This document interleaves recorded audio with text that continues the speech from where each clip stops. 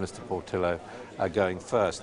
If you were watching Sky News earlier on this evening, you would have seen that there is, for a by-election, a considerable amount of animus running between the parties, claims from the Conservatives that Labour have been running a dirty and personalised campaign, claims from Labour that the Conservatives have had arrogant and bullying tactics.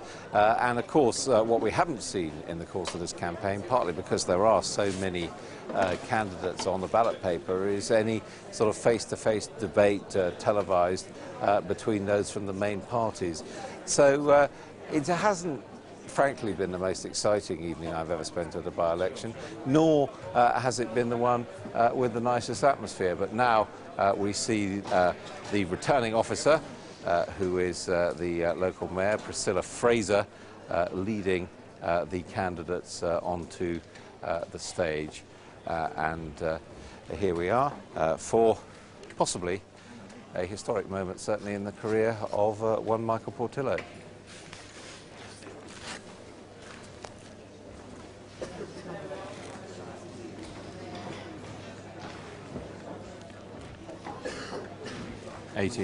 Eighteen candidates coming onto the stage, and we see the gentleman there in the white suit is the leader of the Monster Raving Loony Party.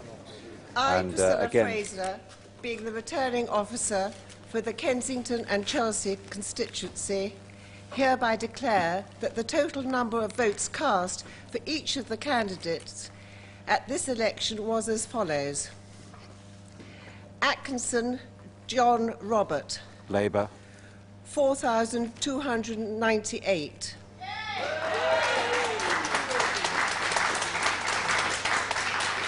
Brown, Lib Dem, Robert Woodthorpe, 1,831. Burford, Charles Francis Topham de Vere Beauclerk, Democrat, 182. Charlton, Hugo, Green, 446. Davis, John Barclay, Independent 24. Environment, Stop Climate Change, 24. Hockney, Nicholas Richard Alexander, UK Independence, 450. Hodges, Louise, 48. Daily and Sunday Sport, Hope Allen, Monster Raving Loony Party, 20.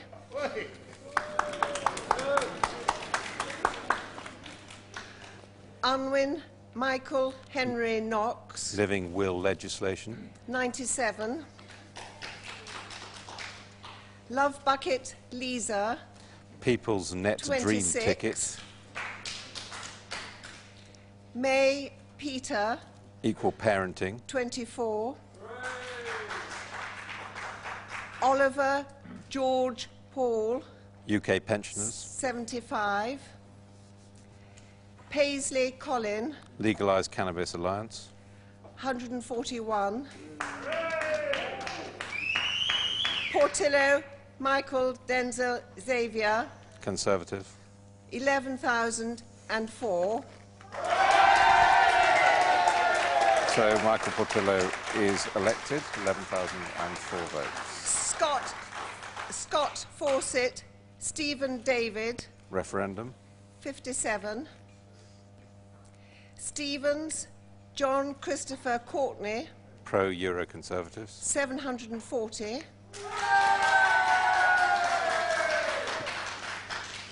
TonySamuelson.com, Stop Tobacco Companies Farming 15. Our Children,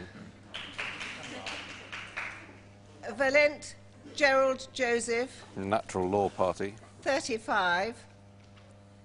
And I hereby declare that Michael Denzel Xavier Portillo is elected as the Member of Parliament for the Kensington and Chelsea constituency. So he's back. After losing his seat in the general election, Michael Portillo changes constituencies and is the new MP for Kensington and Chelsea.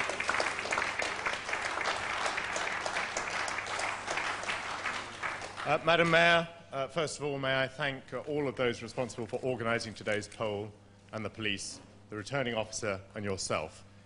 And may I thank my team for achieving a splendid result tonight with more than 56% of the vote and a swing to our party of about 4.5%.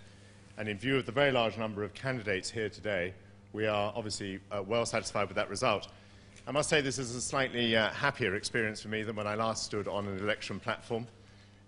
We have been urged by Rudyard Kipling to treat triumph and disaster as two impostors and to treat them both the same.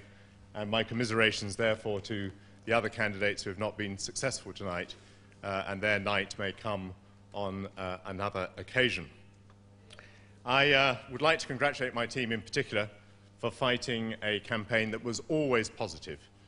We never in any way tried to run down our opponents. We simply said what we had to offer. And in particular, I wanted to offer the people of Kensington and Chelsea a strong voice in Parliament. And all the promises that I have made during the course of this campaign are promises that I intend to keep. This was also a campaign in which we spoke about William Hague's common sense revolution.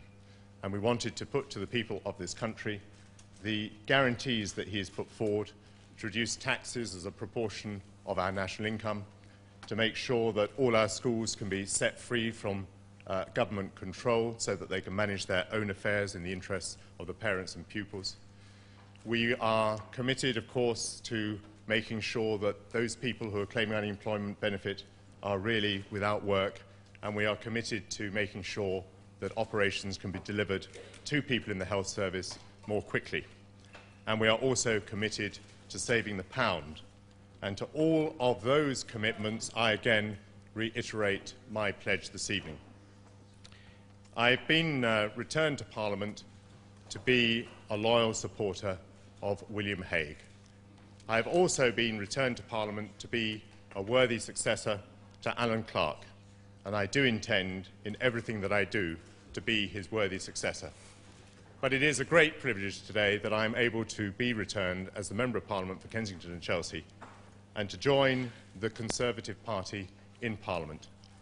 I fear today we have a government that has too big a majority, a government that has too many cronies, a government that is becoming arrogant, and a government that needs opposition. Joining William Hague in Parliament next week, I will add to William's team, and together we will oppose this government. Thank you very much. Now the runner-up, the Labour candidate, Robert Atkinson. Let me be the first to congratulate Mr Portillo on his victory. I'd also like to thank the council officers, the police, all the officials, all the tellers, everyone else that has helped to make this a very smooth-running election. I'd also like to thank all the supporters who came out to fight the Labour Party's campaign, to thank the number of MPs and government ministers and ordinary members of the Labour Party who have fought in this campaign a very positive campaign. It's been said that we fought an underhand or negative campaign, and I must refute that. Our campaign and our very credible results tonight was fought solely on the basis of proclaiming the virtues and advantages that the Labour government, in ruling for the many and not the few, has brought to this country.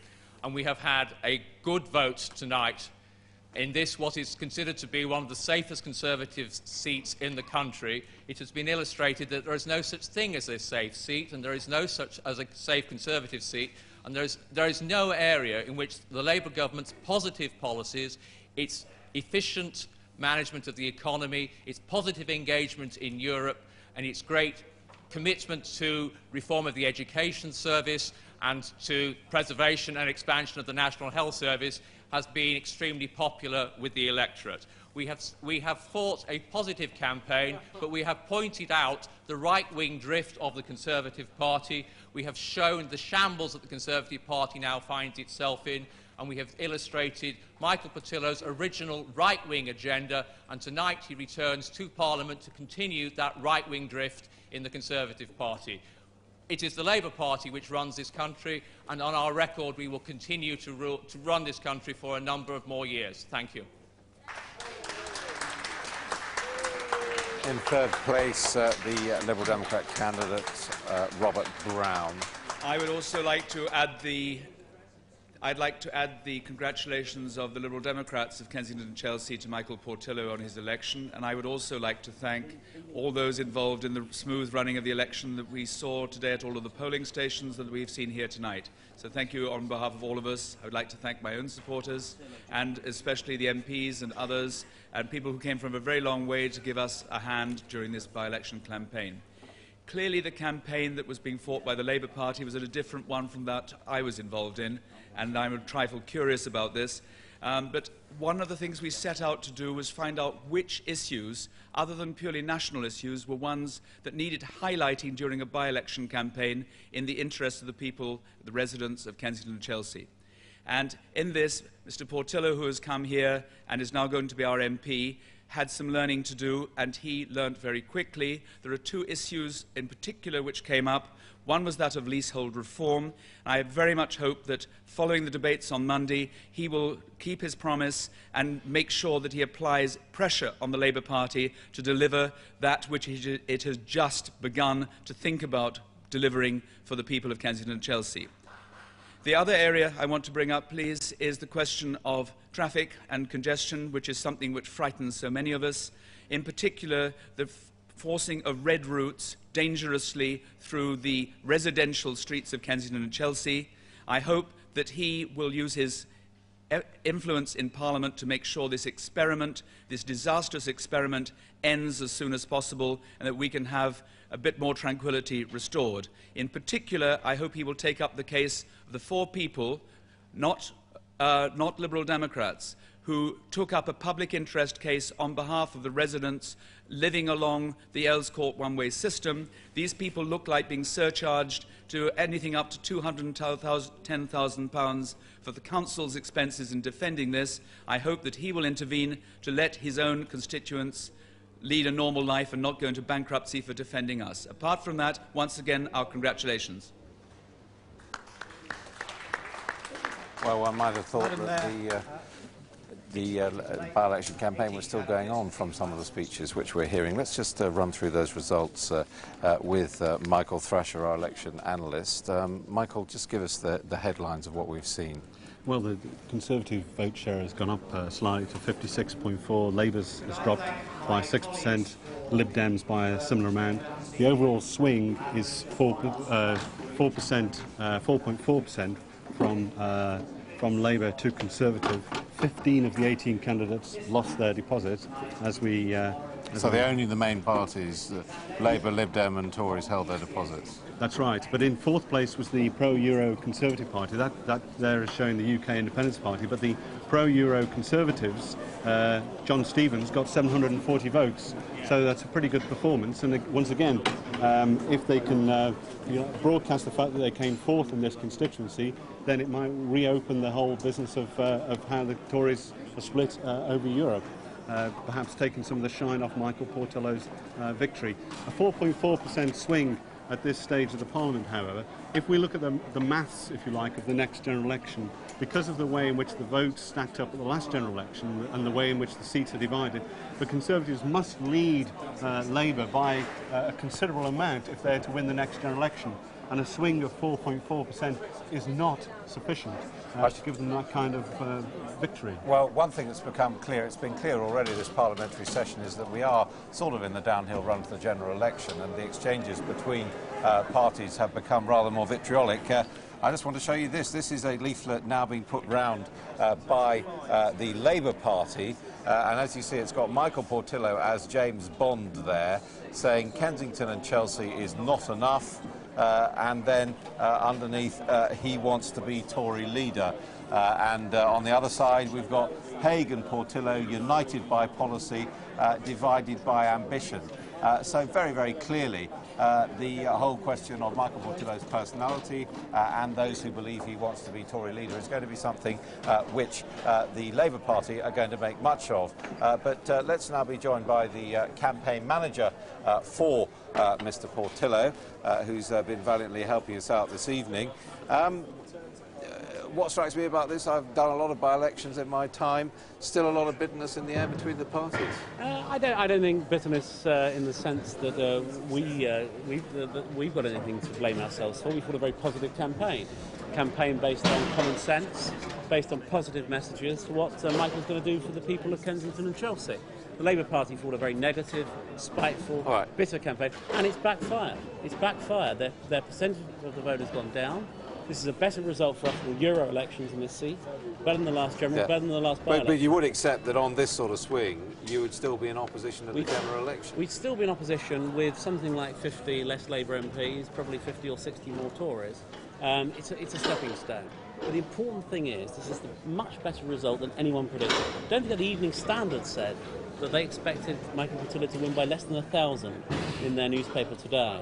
He's won by a substantial majority and a 4.4% swing. Better than the Euros, better than Edinburgh, the last by-election, and better than the last general. We're on the way back, not just in Kensington and Chelsea, but across the whole country. Well, let's now hear what the winner himself, the new MP for Kensington and Chelsea, Michael Portillo, has been saying. How does it feel to have won again, Mr. Portillo? It's a good deal better than losing. I feel very pleased. It was a good result. Very satisfactory. It was a good percentage and a good swing. Thank you. So a very composed and a very happy Michael Portillo there. I just do want to get your reaction, though, to this leaflet which we've had from the Labour Party. Well, I mean, the Labour Party are continuing to fight a bitter and personal campaign, aren't they? I mean, this sort of thing really does them no credit. Bear in mind, this is the party of government. Party of government, the party you think would want to defend their record and advance policies, but instead of that they're getting involved in this rather dirty tricks type of politics. Well, let's bring in Mr. Coleman. The dirty trick specialist. Well, this leaflet of Michael Portillo, I mean... Well, I would have thought, John, you know, first of all, let me say that, you know, I would like to congratulate Mr. Portillo on his victory tonight, and I think that he would accept that, you know, this is a little bit tongue-in-cheek, but what the point that we're trying to make now is that William Hague, of course, has had a very difficult week. He may have had a victory this evening in the Conservative Party's safest seat in London, but the fact that they're boasting about the fact that they can hold Kensington and Chelsea on a swing which would, as John has already accepted, would mean that they remained in opposition, shows, frankly, that what a terrible state that they're in. And this result, actually, is a worse result than they got in the council elections in 1998. And if they were going to be making progress, and if they were really going to be challenging us at the next general election, they needed to get the sort of vote that they got in 1992, which they got nowhere near. Is it better for you, in fact, on a sort of national stage, that you can do things like this, that you got Michael Portillo back, than if you defeated him tonight? Well, I mean, realistically, I don't think we really thought that we were going to win today. You know, this is the safest Conservative seat in the whole of London. It's the 11th safest Conservative seat in the whole of the country. So we were never really going to win this seat. We did have an excellent campaign with a superb candidate who's lived here for 20 years, who's fought hard for the local community as a councillor for 10 years and will continue to do that. But the idea that we were going to lose, and the idea that the Conservatives managed to spin into the Evening Standard that they were only going to win by 1,000 this evening, is nonsense, and they know it's nonsense. I mean, there were people who saying there would be an Archer effect. There would, you know, that the past week could actually affect the Conservatives. Well, I think there's an opinion poll in The Guardian tomorrow, or one of the national newspapers, which shows that the Archer effect is very much there. It gives us a 30% lead. We're quite happy with that. We're mid-term, right? 2.5 years into a government. They're supposed to be in the lead now. They're 30% behind. Yeah, but at the end of the day, Michael Portillo will be the MP when he wakes up tomorrow. Yeah. Mr. Atkinson... Well, congratulate him for that. We congratulate him for that. I don't blame Mr. Atkinson. I don't blame Mr. Atkinson. For what? I blame the fact that he was manipulated by the sinister Millbank machine. For what? Run by Mandelson and Blair. What are you blaming him for? The spiteful, nasty, dirty campaign that you ran. It's not a personal campaign. Not a personal campaign at all. What we pointed out was this is the man who was the local government minister who introduced a poll tax. This is the man who now claims he's in favour of leasehold reform and voted against it when he was in government. That's the reality. We pointed those things out. The people had the right to know that. But the people didn't listen, did they? Well, to coin a phrase... numbers of them did, actually, yeah. To coin a phrase, let's look now at the future, not the past, if you like. What does the future hold for Michael Portillo? We know that William Hague has said he wants him back in the front rank of politics. Does that mean an early return to the shadow cabinet? Well, I mean, Michael will make a valuable contribution in the House. As a man of his seniority and experience, he's bound to be a highly effective member both in the House as well as being a constituency MP. How William uses his talents, how he chooses to deploy the talents of the party that he has available to him is up to William. What Michael has made clear, and I think it's interesting he made it clear again in his speech tonight when he accepted his victory, was that there's not a wafer between him and William. All right. He's very much one of William's men, he's one of William's team, and we will fight as a team to defeat this wicked government. OK, Mr Coleman, what's Well, up until a week ago, of course, Geoffrey Archer was one of William's men and one of William's team, and we all saw what happened to him. I don't suggest the same thing's going to happen to Mr Portillo. I'm not sure that it will. All I know is that Mr Hague's judgment's been called into serious question in the last week. And well, what do you think again. the future holds for Michael Portillo? That's a matter for Michael Portillo and William Hague. Frankly, we're not particularly worried about that. We're just making sure. What we're making sure is that we deliver the government's promises. This is a bit of a spoof. It's a bit of a joke. But I think that Mr Portillo Mr Hague has rather more to be worried about than we do in relation to Mr Portillo. But we will be keeping an eye on him to see that he delivers his promises. And actually, the things that he said he will do, which he voted against consistently in the House of Commons when he was in there previously, he actually honours his promises. I mean, is he, if one can compare this, any more of a threat to Mr Hague than, say, Gordon Brown is to Mr Blair? Well, there's absolutely no question of anyone being a threat to the Prime Minister. You know that, and I know that. Well, I mean, the truth of the matter is that we know that bickering and division has dogged the Labour cabinet since the election. Nonsense. We've got a feud Nonsense. between Brown and Mandelson. We've had all sorts of factions and infighting. 30% ahead at the moment. And in fact, by comparison, the Conservative Party is, of course, nobody's ever heard of the shadow cabinet, have they? The truth of the No one's ever heard of them. The truth of the matter is that on this swing, we're on our way back. On this swing, you're in opposition. That's what it means. You're in opposition. Let's bring in at this point Simon Hughes, if he could come forward from the Liberal Democrats. We've heard a lot about this campaign, and you, of course, were in third place. You did save your deposit. But what comfort can the Liberal Democrats draw from this? You're on the way to losing seats at the next general election, aren't you? Adam, you know this is about the most stable seat in the country. The Tories have held it, this part of the world, for as long as anybody can remember. It's had Labour in second and us in third. It's actually remained a safe Tory seat. The interesting thing is what happens from here on in. And the reality is that however loyal Michael Portillo is, he is going to push the Tory party to the right. He's more to the right on Europe than William Hague is, however loyal he is to the team.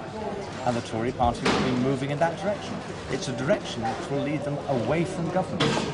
And that's the significance. As a result of this, they won't be closer to government, they'll be further away from government. Are you going to be moved to the right? I don't think that's a valid point at all. What that assumes, of course, and I'm amazed that Simon makes the point, is that our position on Europe is unpopular. Every survey and poll suggests that our position on Europe is very popular. The vast majority of the British people accept William Hague's view that we should be in Europe and not run by Europe. That's the view that Michael Portillo subscribes that's to. That's a cliche, and everybody agrees that, and that isn't the issue. The issue is, do we play a part in Europe, or do we try to move away, as many of your colleagues say quite overtly they want to do, to disengage from the European Union? Michael Portillo is very clear we don't want to join, not for the next Parliament, but for some period after that. The truth of the matter is that your position, Simon, is fully in favour of a fully fledged federal Europe. That's we believe the people should decide. Let me ask Mr Coleman, do you see any significance in the fact that in fourth place were the pro-European Conservatives? Well, I don't know about that. That's just the Conservative Party bickering again. You know, some of them, have been thrown out of the party. People who've given long service to the party. If you disagree with the Conservative Party leadership these days, they throw you out. I'm quite happy to see the two opposition parties bickering. They can continue to bicker. The result today, congratulations to Mr Portillo again, I say, but it still means that they're in opposition and they'll remain in opposition for a very long time. But it wasn't a great Labour result.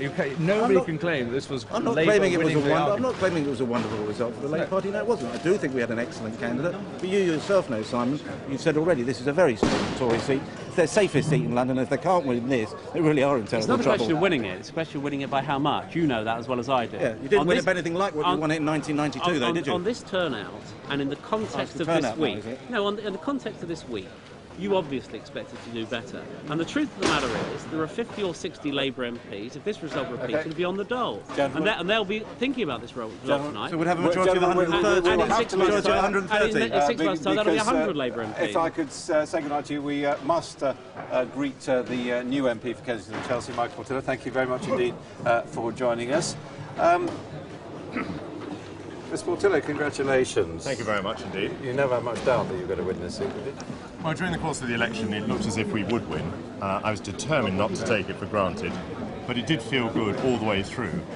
And then, of course, we had other objectives apart from merely winning. We were also anxious to increase the share of the vote from what we had at the general election and the European elections. We wanted to do better than we'd done in the Edinburgh by-election. I'm pleased to say we achieved all those objectives. You must be disappointed, though, by the turnout. I mean, you've been out and about while you've been out of Parliament talking to ordinary citizens. They don't seem to be very turned on by politics at the moment. I think that's true, although, of course, here we have particular factors. I think a lot of people are away because they're not going to travel over the millennium, so they bought their holidays before. Well, already on holiday for the millennium? Yeah, we had a lot of people away on holiday and not realising they had to get postal votes. They're on holiday 6 weeks before. And then we had a very old register. We have a very transitory population in places like Earl's Court. The register gets out of date very, very quickly. It was better than half of what we had at the general election, and I guess for by-elections compared with general elections, that's about par for the course, isn't it? Now, what do you say? What do you say to this? I mean, here we have the latest Labour leaflet. He wants to be Tory leader. Haig and Portillo divided by ambition. I thought the whole Labour campaign was pathetic. I mean, for a government that is fairly new in office, 2.5 years, who supposedly should have programmes for the future, to campaign exclusively against the opposing candidate, I thought was really But you know pathetic. the reality is you are now going to be seen there as the next leader of the Tory party. In that sense, William Hague is worse off with you back in the House of Commons. That is nonsense, and William and I have demonstrated very clearly indeed that we are of one mind and we're of one policy and we're of one voice. But and I'm really looking forward to working with him. And if I may say so, he and I managed to make this story go away during the course of the by-election. The press tried to run it just at the beginning. William visited the constituency. We stood shoulder to shoulder, both literally and metaphorically, and we made the story go away. And we will make it go away in future. I am not a rival to William Hague. I have no aspirations to have his job. You wouldn't like to be Prime Minister? I thought every MP wants to be Prime Minister. Well, I don't know why you think that every MP wants to be Prime Minister. I have a different sort of ambition. You generally don't want to be leader of the party or Prime Minister? What I want to be is part of the team that is successful. And the team is led by William Hague. I would love him to be Prime Minister, and I would love to be in his government if he would favour me with that office. But we've a lot of work to do before that. And that work requires, not least, that we build the team and that we get away from the divisions of the past. And I'm very, very pleased, both with the way William has been talking about policy, putting forward very good policies, I think, for the Conservative Party, and also the very effective way that he's dealt with problems. Now, what about your own role? Has that been decided? I mean, you probably won't tell me what it is, but has that been decided with William Hague already? Well, I think I know what you mean, and the answer to your question is no. I have had no conversation with William suggesting that he has anything in mind for me, other than being the Member of Parliament for Kensington. I mean, he has said he'd like to see you back in the front rank of politics. Well, I think that's Parliament, isn't it? Parliament is the front rank of politics. Not the shadow cabinet. I didn't read more into it than that. And if there's one thing I don't have much experience of, it's the backbenches. So if I linger there, that won't be a problem for me. Ms. Portillo, I don't want to ask you this question because in some quarters, you're a hate figure that, were you still up for Portillo when you lost your seat? People enjoyed it. How's Michael Portillo changed in the past 2.5 years? Well, I suppose I use a different tone sometimes when I speak. I think I'm more aware of the broader public out there as well as the activists in the Tory party. I'm 2.5 years older. I've been through some difficult experiences. Those experiences have not exactly made me invulnerable, but I guess they've made me less vulnerable. In some ways, therefore, more thoughtful, and in some ways, therefore, more confident. Do you feel also vindicated in your decision to talk to Times about your past sex stuff, given the way the voters don't seem to be bothered one way or another? Well, I was always very comfortable with the decision. Yes, I suppose I feel vindicated. I thought it was a complete non-issue during the election. I thought the press tried to play it up a bit at the beginning, and some other people made noises in the wings. And well, the voters are more grown up than the press, perhaps. I think the voters are much more grown up than the press. I have to tell you that very frankly. I think the voters are much more grown up than the press. Well, Michael Portillo, we will be following your career with interest. Thank you very much for joining us, and congratulations again on being new MP for Kensington and Chelsea, of course, replacing the late Alan Clark. So that is the story of the night. The Conservatives have held the safe seat of Kensington and Chelsea, but the new MP is Michael Portillo, the former Defence Secretary, and he tells us that William Hague has said nothing more than he wants to see him back in the House of Commons. So that is our live coverage of the Kensington-Chelsea by-election. Let's now get the business report from my colleague Michael Wilson.